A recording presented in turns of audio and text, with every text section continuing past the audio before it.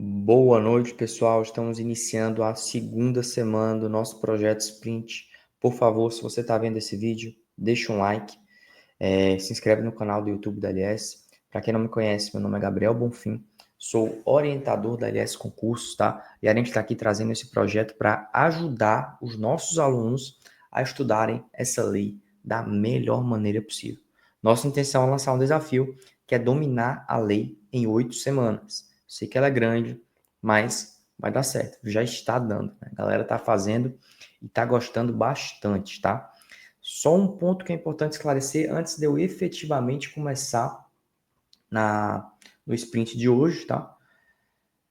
A gente vai priorizar os alunos que estão no pós-edital da CEFA Paraná, tá? Porque o Paraná não vai cobrar todos os artigos da lei, vai cobrar alguns. Então, primeiramente, nós vamos concluir todos os artigos que serão cobrados na CEFA Paraná. E quando a gente acabar esses artigos, acredito que vai demorar aí 3 a 4 semanas, a gente vai concluir o restante da lei, tá? O projeto é sobre toda a lei, mas a gente vai priorizar a galera que está no pós-edital do Paraná, porque é mais urgente, né? Pode ter ser cobrado na prova discursiva lá, tá bom, pessoal? Vamos lá começar aos poucos aqui, vai aumentar um pouco o PDF, vai aumentar um pouco a tela. Sprint semana 2, pessoal. Vamos seguir com muita firmeza no estudo dessa lei. Eu estou gostando muito de aprender, entender mais dessa lei junto com vocês, tá bom? Só para dar um norte de como funciona, né? Primeiro passo, leitura da legislação destacada. Segundo passo, resolução de questões inéditas. Terceiro passo, revisão diária. Então, a gente sempre tem revisão. Revisão, revisão e revisão. Então, a gente começa aqui dia 1. Primeiro, a gente vai começar lendo os artigos 39 a 46. Depois, vamos fazer umas questões. Depois, vamos fazer uma revisão breve sobre o dia 1 da semana 1. Gabriel, o dia 1 da semana 1? Sim, a gente vai ficar sempre voltando nos estudos, nas revisões que a gente já fez. E a intenção é ajudar, né? Quanto mais tempo, quanto mais vezes você tem contato com o conteúdo, melhor para você fixar ele na mente. Beleza? Vamos começar artigo 39 a 46. Artigo 39. Contribuinte do IBS da CBS que apurar saldo a recuperar na forma do artigo 45 ao final do período de apuração poderá solicitar seu ressarcimento integral ou parcial. Ou seja, saldo a recuperar pode solicitar ressarcimento. Caso o ressarcimento não seja solicitado ou a solicitação seja parcial, o valor remanescente do saldo a recuperar constituirá crédito do contribuinte, o qual poderá ser utilizado para compensação ou ressarcido em períodos posteriores. Então, o raciocínio do IBS, pessoal, ele é não cumulativo, né? Então, sobrou crédito, ele vai compensar com o débito que surgir no decorrer da apuração do contribuinte. Parágrafo 2º. A solicitação de ressarcimento de que trata este artigo será apreciada pelo Comitê Gestor do IBS em relação ao IBS e pela Receita Federal em relação ao CBS, por questão de prova, né? Solicitação de ressarcimento. IBS, Comitê Gestor analisa. A banca vai colocar que é o Estado, a banca vai colocar que é o município, não é? É o Comitê Gestor. Com relação ao CBS, é a Receita Federal, tá? Parágrafo 3º. O prazo para apreciação do pedido de ressarcimento será de 30 dias contado da data da solicitação de que trata o caput deste artigo, para período de ressarcimento de contribuintes enquadrados em programas de conformidade. Então, os contribuintes estão no programa de conformidade desenvolvido pelo Comitê Gestor e pela Receita Federal, o prazo é de 30 dias, tá? Até 60 dias contados da data da solicitação de que trata o caput, para pedido de ressarcimento que atenda ao exposto no artigo 40 desta lei complementar, que a gente ainda vai chegar lá. Então, a gente até agora tem prazo de 60, tem prazo de 30, né? E agora tem um prazo de 180 dias contado da data da solicitação de que trata o caput deste artigo, nos demais casos. Se não houver manifestação do Comitê Gestor, nos prazos previstos no parágrafo 3º, o crédito será ressarcido ao contribuinte nos 15 dias subsequentes. Olha aí, pessoal. É uma regra bem exigente, né, para o fisco. Vai obrigar a administração tributária a ser bem rápida, seja pelo Comitê Gestor, seja a Receita Federal. Tá? Porque se não tiver a resposta, o crédito vai ser ressarcido ao contribuinte nos 15 dias subsequentes. Parágrafo 5º. Caso seja iniciado o procedimento de fiscalização relativo ao pedido de ressarcimento, antes do encerramento dos prazos estabelecidos no parágrafo 3º, serão suspensos os prazos e ressarcidos os créditos homologados em até 15 dias contados da conclusão da fiscalização. Beleza? Então, começou a fiscalização, suspende os prazos e vai ser ressarcido o crédito homologado até 15 dias da conclusão da fiscalização. Parágrafo 6º. O procedimento de fiscalização de que trata o parágrafo 5º não poderá estender-se por mais de 360 dias. Então, pode fiscalizar por, no máximo, 360 dias. Não pode demorar mais do que isso. Tá? Olha quantos prazos aqui cobráveis em prova, tá, pessoal? Parágrafo 7º. Caso o procedimento de fiscalização não seja encerrado no prazo do parágrafo 6º, o crédito será ressarcido ao contribuinte até 15 dias. Então, não fiscalizou em 360 dias, o crédito vai ser ressarcido ao contribuinte. Não respondeu o pedido de ressarcimento no prazo estipulado, o crédito vai ser ressarcido ao contribuinte. O ressarcimento efetuado nos termos deste artigo não afasta a possibilidade de fiscalização posterior dos créditos ressarcidos, nem prejudica a conclusão de procedimento de que trata o parágrafo 6º, tá? Parágrafo, esse dispositivo é clássico, né, em toda legislação tributária que fala sobre fiscalização. O valor do saldo dos credores cujo ressarcimento tenha sido solicitado nos termos deste artigo será corrigido, caso o pagamento ocorra a partir do primeiro dia do segundo mês seguinte ao do pedido, pela taxa Selic, acumulada mensalmente a partir desta data até o mês anterior ao pagamento, acrescido de 1% ao mês de pagamento. Beleza? Os prazos de que trata o parágrafo 3º serão suspensos por até 5 anos, não aplicado o disposto no parágrafo 9º deste artigo, caso o contribuinte realize a opção, pelo Simples Nacional ou pelo MEI, exceto na hipótese que trata o parágrafo 3º do artigo 41, por não ser contribuinte do IBS e CBS, nas hipóteses autorizadas nesta lei complementar. Beleza? Na hipótese de descumprimento dos prazos previstos no parágrafo 3º a 5º, o valor do saldo credor será corrigido diariamente pela taxa Selic a partir do primeiro dia do início do prazo para apreciação do pedido até o dia anterior ao pedido de ressarcimento. Perfeito. Pessoal, bem importante, tá? O valor do saldo credor pode ser corrigido diariamente pela taxa Selic. É uma regra bem benéfica para o contribuinte. Artigo 40. Aplicam-se os prazos de ressarcimento previstos no inciso 1 ou 2 do parágrafo 3º do artigo 39 desta lei para os créditos apropriados de IBS e de CBS relativos à aquisição de bens e serviços incorporados ao ativo imobilizado do contribuinte, os pedidos de ressarcimento cujo valor seja igual ou inferior a 150% do valor médio mensal da diferença entre. Olha, esse 150% também muito bom de cair em prova, né?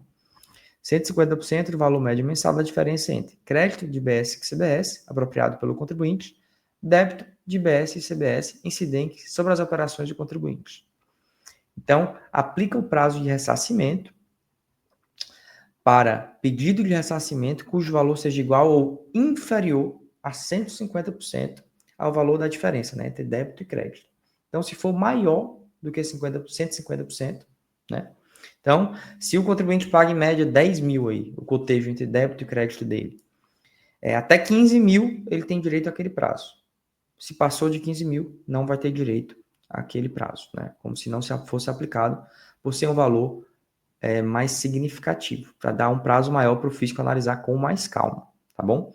O cálculo do valor médio mensal de que trata o inciso 2 será realizado com base nas informações relativas aos 24 meses anteriores ao período de apuração, excluídos do cálculo os créditos apropriados nos termos do inciso 1 do caput deste artigo. Qual é o inciso 1 do caput deste artigo? Crédito de IBS relativo à aquisição de bens ao ativo imobilizado, beleza? Então, como é que ele faz essa média? Os 24 meses anteriores ao período de apuração. Perfeito? Parágrafo 2º. Cabe ao regulamento dispor sobre a forma de aplicação do disposto neste artigo, inclusive quanto à utilização de estimativas para os valores de que tratam as alíneas A e B do inciso 2 do caput, durante os anos iniciais de cobrança do IBS, da CBS, enquanto as informações referidas nessas alíneas não estiverem disponíveis. Então, pessoal, quando não tiver tempo suficiente, porque o CBS vai ter acabado de começar a cobrar, então não vai ter 24 meses para ter média, a gente vai ter estimativas. E pode ser a possibilidade de ajuste no cálculo de que trata o inciso 2 do caput deste artigo, em decorrência da elevação de alíquota do IBS entre 2029 e 2033. A gente sabe que esse período entre 29 e 33 é o período de transição do IBS, né? Parágrafo 3º. O valor acumulado nos termos do inciso 2 do caput deste artigo poderá ser ajustado nos termos do regulamento de modo a contemplar variações sazonais no valor das operações e das aquisições do contribuinte e variações decorrentes da expansão ou implementação de empreendimento econômico pelo contribuinte. Beleza? Parágrafo 4º. Para os fins de exposto no inciso 1 do caput deste artigo, também serão considerados como bens e serviços incorporados ao ativo mobilizado aqueles com a mesma natureza que, em decorrência das normas contábeis aplicadas, forem contabilizados por concessionários de serviço público com ativo de contrato intangível ou financeiro, CIF. Lembra daquela marca de CIF? Contrato intangível financeiro, CIF. Então, a gente considera imobilizado que, em decorrência das normas contábeis aplicáveis, forem contabilizados por concessionários de serviço público, não é qualquer empresa, não é qualquer contribuinte, é uma concessionária de serviço público, aquele que for ativo CIF, contrato intangível financeiro. Só bora. Só bora. Dos regimes de apuração. O regime regular, o famoso regime regular que a gente estudou tanto na semana passada, né? O IBS compreende todas as regras de incidência e de apuração previstas nesta lei complementar, incluindo aquelas aplicáveis aos regimes diferenciados aos regimes específicos. Certo. Fica sujeito ao regime regular de IBS, de que trata esta lei complementar, o contribuinte que não realizar a petição pelo Simples Nacional ou pelo MEI, de que trata a lei complementar 123. Então, fica sujeito ao regime regular, de que trata esta lei complementar, o contribuinte que não realizar a operação pelo Simples, né? Então, todo mundo, tirando as empresas do Simples Nacional. Fica sujeito ao regime regulado, parágrafo 2º. Os contribuintes optantes pelo Simples ou pelo MEI ficam sujeitos às regras desses regimes. Parágrafo 3º. Os optantes pelo Simples poderão exercer a opção de apurar e recolher IBS pelo regime regular, hipótese na qual IBS e CBS serão apurados e recolhidos conforme exposto nesta lei complementar. Então, as empresas do Simples, eles têm o poder de escolha se eles querem regime regular ou se eles querem o regime do Simples Nacional. Regra geral, o regime do Simples Nacional é feito para empresas menores e tende a ser mais benéfico para o contribuinte, né, pessoal? Parágrafo 4º. A opção que se refere ao parágrafo 3º será exercida por meio da Lei Complementar 123 de 2006. Perfeito. Parágrafo 5º. É vedado ao contribuinte do Simples ou ao contribuinte que venha fazer a opção por esse regime retirar-se do regime regulado do IBS e da CBS, caso tenha recebido ressarcimento de crédito desses tributos no ano calendário corrente ou anterior, nos termos do artigo 39 da Lei Complementar. Então, o contribuinte do Simples Nacional fez a opção pelo regime regular, recebeu crédito nesse ano ou no ano anterior, ele não pode voltar para o regime do Simples Nacional, tá, pessoal? Provavelmente por um período, né? Vamos lá, continuo. Parágrafo 6º do artigo 41. Aplica-se o disposto no parágrafo 5º em relação às demais hipóteses em que a pessoa física, pessoa jurídica ou entidade sem personalidade jurídica exerça a opção facultativa pela condição de contribuinte, sujeito ao regime regular, nos casos previstos nesta lei complementar. Beleza? Então, a gente tem hipótese que a pessoa não é obrigada a ser contribuinte do IBS, que a gente estudou, né? É pessoa física, pessoa jurídica, entidade sem personalidade jurídica. E aplica a mesma regra do Simples Nacional, né? Não pode ter tido ressarcimento de crédito no ano corrente ou no ano anterior, para poder voltar ao regime simplificado ou sair do regime regular. Artigo 42. E é óbvio, né, pessoal? Isso aqui é para evitar fraude, para evitar que um contribuinte, independentemente de qual seja, entre no regime regular, pegue um crédito e saia. Então, não pode deixar isso, obviamente. Essa regra serve para evitar isso. Artigo 42. A apuração relativa ao IBS e à CBS consolidará as operações realizadas por todos os estabelecimentos do contribuinte. IBS e CBS é consolidada em todos os estabelecimentos do contribuinte. Parágrafo 1º. O pagamento do IBS e da CBS e o pedido de ressarcimento serão centralizados em um único estabelecimento. Legal, a apuração é consolidada, mas o pagamento e o pedido de ressarcimento é centralizado. Parágrafo 2º. A apuração consolidará todos os débitos e créditos do contribuinte no regime regular, inclusive aqueles decorrentes da apuração de regime diferenciado e específico, salvo nas hipóteses expressamente previstas nesta lei complementar. Então, a apuração vai consolidar todos os débitos e créditos do contribuinte no regime regular, inclusive decorrente de apuração de regime diferenciado, salvo a hipótese prevista nesta lei. Artigo 43. O período de apuração do IBS e da CBS será mensal. Vou repetir, tá? A apuração do IBS e da CBS será mensal, tá? Assim como é o ICMS atualmente, tá? Artigo 44. O regulamento estabelecerá o prazo para a conclusão da apuração e a data de vencimento dos tributos. Ou seja, ele vai ter um prazo para terminar a apuração, para confrontar os débitos e os créditos, E vai ter uma data de vencimento para ele efetuar efetivamente o recolhimento dos tributos, que é quando ele paga para o Estado, né? Artigo 45. Para cada período de apuração, o contribuinte deverá apurar. Pô, não ficou legal essa repetição de palavra, né? Tô brincando, pessoal. Só para descontrair um pouco aqui. Acho que está todo mundo cansado, mas vamos seguir firme.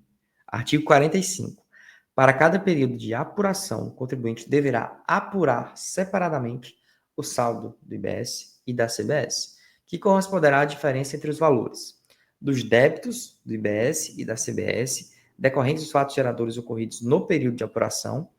Inciso 2, dos créditos apropriados no mesmo período, incluindo os créditos presumidos acrescido do saldo a recuperar de período ou períodos anteriores, não utilizados para compensação ou ressarcimento. Então, ele vai fazer, primeiro que ele vai apurar separadamente. IBS é alguma coisa, vai para o comitê gestor, CBS é um tributo de competência da União, vai para os cofres da União, tá? Então, ele vai apurar débito em relação ao fato geradores do período de apuração, que a gente já viu que a apuração é mensal, com os créditos, incluindo o crédito presumido, acrescido de saldo a recuperar. Ou seja, se outro período ficou um crédito acumulado, ele vai acrescentar aqui para fazer a apuração do valor a pagar de IBS e CBS, tá? Vamos seguir firme, tá, pessoal? O contribuinte poderá realizar ajustes positivos ou negativos no saldo apurado na forma do caput deste artigo, nos termos previstos no regulamento. Então, o regulamento do IBS e da CBS também vai estabelecer muitas regras importantes. Parágrafo 2º. Inclui-se, entre os ajustes de que trata o parágrafo 1º, o estorno do crédito apropriado em período de apuração anterior, aplicados os acréscimos de que trata o parágrafo 2º a 4º do artigo 29 desta lei complementar, desde a data em que tiver ocorrido a apropriação indevida do crédito. Então, pode acontecer de o contribuinte ter feito alguma apropriação indevida de crédito e na hora de apurar mensalmente, ele vai fazer, é como se fosse um débito, né, no caso. Se ele apropriou o crédito incorretamente, ele vai ter um débito a mais naquele período de apuração. Parágrafo 3º. Do saldo apurado na forma do caput e do parágrafo 1º deste artigo, serão deduzidos os valores extintos pelas modalidades previstas nos incisos 3 a 5 do caput do artigo 27. Lembra que a gente viu as hipóteses de extinção? Tinha split payment, tinha recolhimento, tinha compensação, né? Que resultará, quando positivo, saldo a recolher, que deverá ser pago pelo contribuinte. Fica até estranho, né? O saldo apurado, deduzidos os valores extintos pelas modalidades previstas, né? Aquilo que já foi extinto. Ou seja, quando restar um saldo a pagar, quando positivo, o saldo a recolher deverá ser pago pelo contribuinte. Quando negativo, ou seja, o contribuinte tem mais crédito do que débito, saldo a recuperar que poderá ser utilizado para ressarcimento ou compensação na forma prevista desta lei complementar. Parágrafo 4º. A apuração realizada nos termos deste artigo implica confissão de dívida pelo contribuinte e constitui o crédito tributário. Esse aí é clássico, né? Esse dispositivo também nas legislações tributárias. Quando o contribuinte faz uma apuração, é como se ele estivesse confessando que deve para o Estado, né? Não tem mais espaço para ele contestar aquilo. Essa é a intenção desse dispositivo. Parágrafo 5º.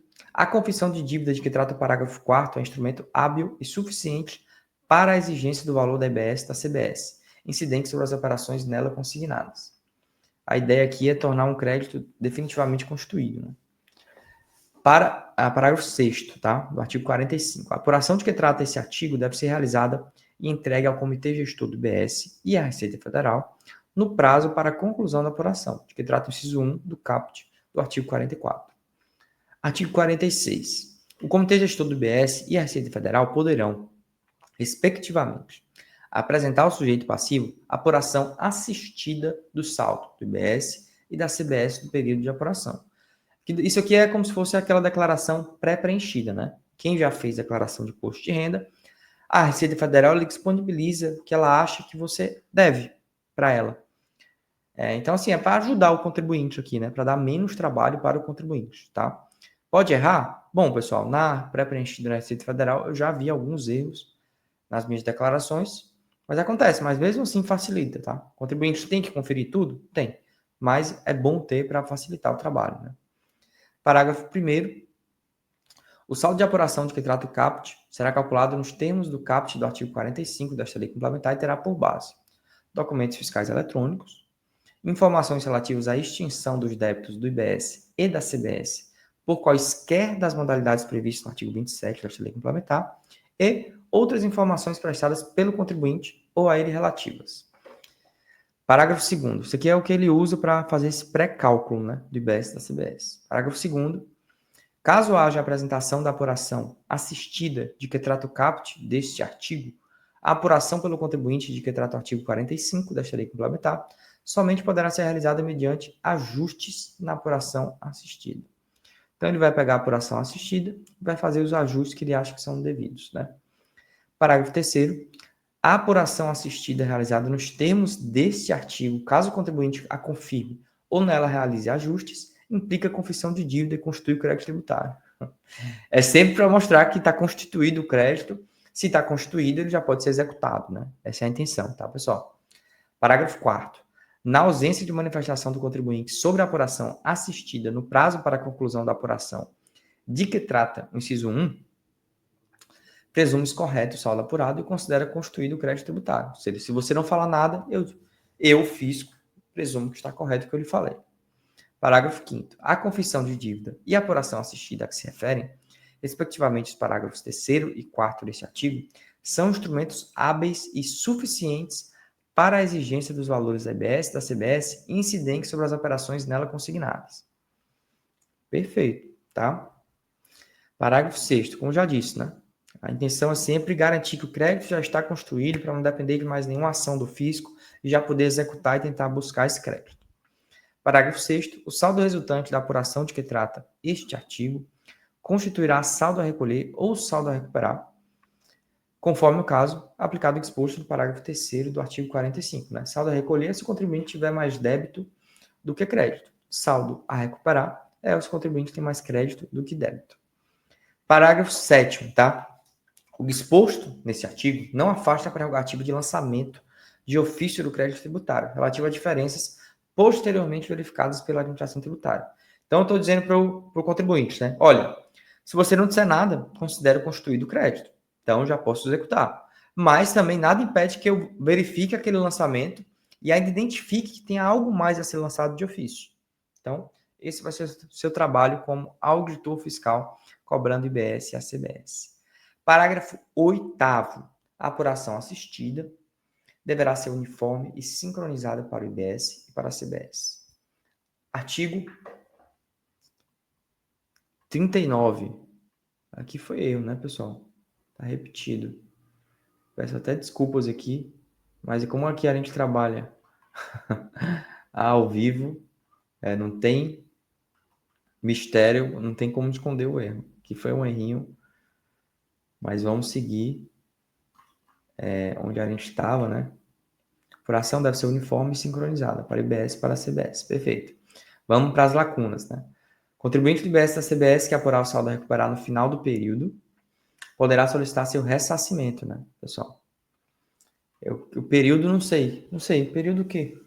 Estranho, né? Aí, item 2, tá? Caso o ressarcimento não seja solicitado ou seja solicitado parcialmente, o valor remanescente do saldo a recuperar constituirá saldo credor do contribuinte, né? Seja solicitado, seja parcialmente, constituirá o saldo que será crédito do contribuinte, poderá ser utilizado para compensar ou ressarcir em períodos anteriores, né? Item 3. A solicitação de ressarcimento será apreciada pelo Comitê Gestor com relação ao IBS e pela Receita Federal em relação à CBS. Tema muito importante, né? A gente falou quando a gente vinha lendo. O prazo para apreciação do pedido de ressarcimento será de até 1 dia para contribuintes enquadrados no programa de conformidade. Pessoal, vocês lembram desse prazo? O programa de conformidade deve ser 30 dias. Até 60 dias para os que atendem ao disposto no artigo 40 e até 180 dias nos demais casos. Não tenho certeza, tá, pessoal? Acho que é 30, 60 e 180 e vamos já saber a resposta. Item 5. Se não houver manifestação do Comitê Gestor ou da Receita Federal, dentro dos prazos estabelecidos, o crédito será ressarcido ao contribuinte nos 15 dias subsequentes, né? Isso é o que eu lembro, tá, pessoal? Se eu tiver errado, a gente vai saber já. Isso aqui não é nada combinado. Eu estou fazendo junto com vocês pela primeira vez. Item 6, né? O ressarcimento efetuado não afasta a possibilidade de fiscalização posterior dos créditos ressarcidos, nem prejudica a conclusão do procedimento fiscalizatório. Então, não atrapalha ser fiscalizado, o débito, o crédito, para a gente ver como o auditor fiscal, como o fisco vê a regularidade desse procedimento, né? Tem 7. O regime regulado do IBS da CBS compreende todas as regras de 1 e 1 previstas na lei complementar. Olha, estou na dúvida aqui, viu? Regime regulado do IBS compreende todas as regras de apuração e recolhimento, não sei, tá? E tem 8, né? O pagamento do IBS e o pedido de ressarcimento serão... Olha, o pagamento e o pedido de ressarcimento serão centralizados, né? Lembra? A apuração, ela é consolidada, né, de todos os estabelecimentos, e o que ele fala é que o pedido de ressarcimento e pagamento vai ser centralizado. E tem 9. Para cada período de apuração, o contribuinte deverá calcular o saldo do IBS e da CBS, que corresponde à diferença entre os débitos e os créditos apropriados no período. Deverá calcular o montante a ser recolhido, né? Algo assim. Tem 10. A apuração assistida realizada pelo Comitê Gestor e pela Receita Federal poderá ser pelo contribuinte ou implicando de dívida e constituindo crédito tributário. Então, assim, a apuração realizada pelo Comitê Gestor e pela Receita Federal poderá ser aceita pelo contribuinte, né? Aceita, será? Poderá ser contestada pelo contribuinte ou aceita, implicando confissão de dívida e constituindo crédito tributário. Acho que é algo nesse sentido, tá? Mas vamos juntos aqui, né? E tem contribuinte do IBS e CBS que apurar saldo a recuperar, ao final do período de apuração, poderá solicitar seu ressarcimento integral ou parcial. Bom, pessoal, não falei de apuração, né? Vamos seguir firme aqui. Errei um, acertei o outro. E tem 2. Considera errado, né? Considera erro. Tem que ser do mal com a gente. Caso o ressarcimento não seja solicitado ou seja solicitado parcialmente, o valor remanescente do saldo a recuperar constituirá crédito do contribuinte, podendo ser utilizado para compensação, esse eu acertei, tá? Item 3. A solicitação de ressarcimento será apreciada pelo Comitê Gestor em relação ao IBS e pela Receita Federal em relação à CBS, esse eu acertei. O prazo para apreciação do pedido de ressarcimento será 30 dias para programa de conformidade, 60 dias para os que atendam o exposto no artigo 40 e 180 nos demais casos. Isso eu também acertei. Então, agora com erro, tá, pessoal? Item 5. Se não houver manifestação do Comitê Gestor, o da Receita Federal, dentro dos prazos estabelecidos, o crédito será ressarcido ao contribuinte nos 15 dias subsequentes. Também acertei. Item 6. O ressarcimento efetuado não afasta a possibilidade de fiscalização posterior dos créditos ressarcidos e nem prejudica a conclusão do procedimento fiscalizatório. Beleza? Ressarcimento efetuado não afasta a possibilidade de fiscalização posterior. Isso eu também acertei. Agora eu não lembro se eu acertei, sabe, pessoal? Mas eu vou considerar que eu acertei, que eu estou bonzinho comigo mesmo, que eu já fui do mal, porque eu me dei o erro completo, né? Eu acertei um dos duas lacunas. Então, eu segui, vou considerar que eu acertei. Se você estiver errado, você volta no vídeo, confere se eu acertei ou não, e depois você me manda um direct falando que eu estou roubando. Item 7. O regime regulado do IBS e da CBS compreende todas as regras de incidência e apuração previstas na lei complementar. Então, o regime regular abrange todas as regras de incidência e apuração. Esse eu não acertei, com certeza. Então, estou com 2 erros, tá? Item 8. O pagamento da IBS e da CBS e o pedido de ressarcimento serão centralizados em um único estabelecimento do contribuinte. Perfeito. Isso eu acertei. Item 9. Para cada período de apuração, o contribuinte deverá calcular separadamente IBS e a CBS. Esse eu errei também. Terceiro erro. Que corresponderá à diferença entre débitos e créditos apropriados no período. Então, o contribuinte deve calcular separadamente o IBS e a CBS. E vai ser a diferença entre débito e crédito no período. Item 10. A apuração assistida realizada pelo Comitê Gestor e pela Receita Federal pode ser confirmada pelo contribuinte ou ajustada, tá? Pode ser confirmada ou ajustada, implicando confissão de dívida e constituindo crédito tributário. É isso, eu usei outras palavras, né, pessoal? Então vamos considerar como erro, né? Mas é isso. O contribuinte pode aceitar a apuração realizada pelo Comitê Gestor ou ele pode ajustar, implicando confissão de dívida. Até agora foi meu pior histórico de lacunas. Acertei 6 de 10, né? Então aqui, pessoal, no fim a revisão ativa, que é da semana passada, a nossa ideia aqui é deixar para o fim isso aqui, tá? Agora vamos para as questões inéditas para reforçar os assuntos que a gente estudou hoje, que é 39 a 46. Questão 1. Caso o pedido de ressarcimento do saldo a recuperar não seja apreciado pelo Comitê Gestor, do IBS ou pela Receita Federal, nos prazos estabelecidos, o crédito será automaticamente perdido pelo contribuinte. Errado, né, pessoal? A gente viu que ele vai receber. Questão 2. O prazo máximo para a administração tributária encerrar um procedimento de fiscalização relativo a um pedido de ressarcimento de saldo credor é de 360 dias. Caso esse prazo seja ultrapassado, o crédito será ressarcido ao contribuinte nos 15 dias. Certo. Errado a primeira, 2 certo. 3. A apuração do IBS da CBS consolidará as operações realizadas por todos os estabelecimentos do contribuinte. Perfeito. E o pagamento desse tributo será centralizado em um único estabelecimento. Perfeito. Errado, certo, certo. O ressarcimento de crédito do IBS e da CBS referente à aquisição de bens e serviços incorporados ao ativo imobilizado do contribuinte deve ser apreciado no prazo máximo de 180 dias, independentemente do enquadramento de programa de conformidade. Tá errado, né, pessoal? A gente viu que se tiver em programa de conformidade, o prazo para ter o ressarcimento é de 30 dias. Questão 5. O ressarcimento efetuado pelo Comitê Gestor e pela Receita Federal impede qualquer fiscalização posterior sobre os créditos ressarcidos. Obviamente, está errado, né? Vamos ver nosso gabarito. Errado, certo, certo, errado, errado. Perfeito. Gabaritamos, né, pessoal? Então, só para confirmar aqui, errado. Artigo 39, parágrafo 4º, determina que, caso o Comitê Gestor ou a Receita Federal não se manifeste nos prazos estabelecidos, o crédito será ressarcido ao contribuinte nos 15 dias subsequentes. Assim, a ausência de apreciação não implica perda do crédito. Perfeito. Certo, né? Um prazo máximo para a administração tributária encerrar o procedimento de fiscalização a 360 dias e, se não for ultrapassado, o crédito será ressarcido ao contribuinte nos 15 dias subsequentes. Questão 3. A apuração do IBS da CBS consolidará as operações realizadas por todos os estabelecimentos do contribuinte e o pagamento é centralizado. Perfeito.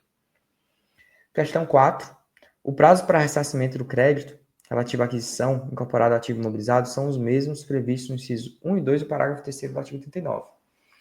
Isso significa que o prazo pode ser de 60 ou 30 ou 60, a depender do enquadramento do contribuinte. O prazo de 180 só se aplica a pedidos de ressarcimento não coberto pelo artigo 40.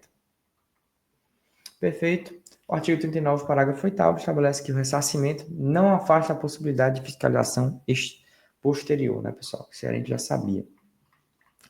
Agora vamos voltar aqui para a nossa revisão ativa da semana passada, só para a gente tentar relembrar de leve. Quais tributos foram instituídos por esta lei complementar, pessoal? Nos primeiros artigos. IBS e CBS. Essa está fácil.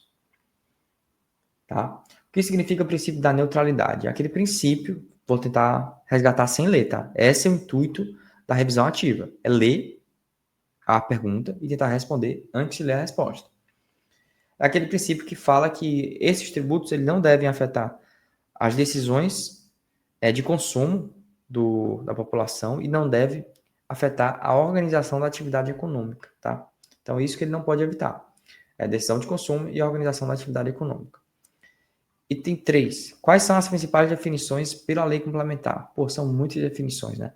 Fornecedor, adquirente, contribuinte, enfim, difícil responder isso de maneira tão vaga.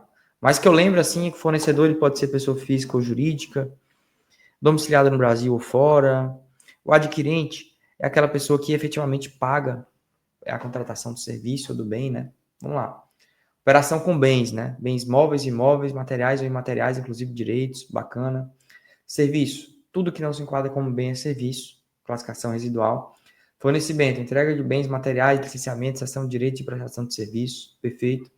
Fornecedor, pessoa física ou jurídica residente ou domiciliada no Brasil ou no exterior. Adquirente, aquele obrigado ao pagamento. Lembra que eu falei? Adquirente deve pagar. Destinatário, aquele a quem o bem ou serviço é fornecido, podendo ser o próprio adquirente ou outro beneficiário.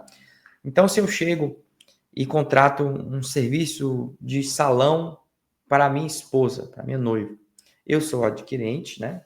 Estou pagando. Eu vou lá, no meu exemplo hipotético, eu estou pagando. E ela é o destinatário, porque ele vai fazer uma escova no cabelo dela, não no meu. Perfeito? Item 4, tá, pessoal? Vamos ver como é que a gente baixa aqui. Sobre quais operações IBS e CBS incidem? Operação com serviço ou mercadoria. Vamos ver o que o artigo 4º fala, tá? A operação com contraprestação, que são operações onerosas, né? Regra geral, a gente não tem incidência do IBS e da CBS sobre operações não onerosas, mas a gente viu que existem exceções na Constituição e na lei complementar. Então, vamos lá. Compra, venda, troca, permuta, dação em pagamento, locação, licenciamento, concessão, cessão de direitos, mútuo oneroso, doação com contraprestação, porque doação sem contraprestação não é operação onerosa, instituição onerosa de direitos reais, arrendamento, inclusive mercantil, prestação de serviço em geral, beleza? Isso é a incidência do IBS. Quais são as principais hipóteses de não incidência, pessoal? Não oneroso, né? A gente pode ver em contraste a doação sem contraprestação. Eu lembro que tinha doação para instituição de caridade, né? Algo similar à imunidade de novo do TCMD, da reforma. Mas é isso, é tentar lembrar e depois a gente vai ler. Fornecimento de serviço por pessoa física, decorrente da relação de emprego, importantíssimo, né? Transferência de bens entre estabelecimentos do mesmo contribuinte, importantíssimo. Regra do CMS também.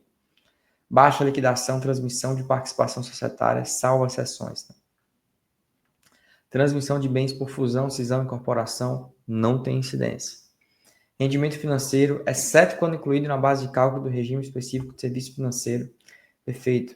Regra geral não incide sobre dividendo, juros sobre capital próprio e remuneração de cooperativas. Cooperativa, tá, pessoal? Então, não incide sobre dividendo, juros sobre capital próprio e remuneração de cooperativas. O que a gente leva a pensar, né, se não for cooperativa. Vamos lá. Operações com títulos ou valores imobiliários, salvo nos casos expressamente previstos. Doação sem contraprestação, em benefício do doador. E transferências de recursos públicos para organizações sem fins lucrativos, mediante convênio ou outros instrumentos jurídicos. Foi isso que eu quis trazer, tá, pessoal? Doação de recurso público para organização sem fins lucrativos. Não incide sobre destinação de recursos para fundo de sociedade cooperativa. Destinação de recursos para fundo de sociedade cooperativa. Não incide. Não incide sobre valores de cooperativas e seus associados, nos casos expressamente previstos na lei complementar. Então, pessoal, era isso que a gente tinha para ver hoje. É muito detalhe, é muita revisão, não dá para lembrar de tudo, mas nossa intenção aqui é ajudar. Pode ver que falando, enrolando um pouco mais, demorando, a gente passou quase 40 minutos aqui. Quando você for fazer sozinho, sem falar tanto assim, sem conversar tanto assim, vai ser um pouquinho menos do que 30 minutos, tá? E é isso. Hoje errei 4 lacunas, né? Acertei 6, vou já postar no meu Insta. Mas gabaritei as questões inéditas, né? Vamos seguir firme, esse material já está liberado para os alunos LS, tá? Entre lá na sua página inicial, quadro de aviso, já vai estar o link do material da semana 2. Qualquer dúvida que você tenha, pode falar com seu professor, orientador, que estamos sempre à disposição para te ajudar, pessoal. Vamos seguir firme nesse projeto. Eu estou amando aprender mais sobre a Lei Complementar 214, receber mensagem dos alunos, receber o resultado dos alunos. Então, se você assistiu o vídeo até aqui, por favor, me manda um direct, me manda seu resultado, que eu amo repostar, tá? A galera tá gostando muito, eu estou gostando muito de aprender, estou tendo uma noção boa e já estou na frente dos meus colegas de físico, porque estou fazendo sprint, beleza? Então é isso, pessoal. Boa noite a todos, que eu estou gravando à noite, mas se estiver vendo de dia ou de tarde, bom dia, boa tarde, boa madrugada. Vamos seguir firme nos estudos, todo dia um pouquinho da LC 214, hein? Um abraço e vamos seguir firme rumo à aprovação.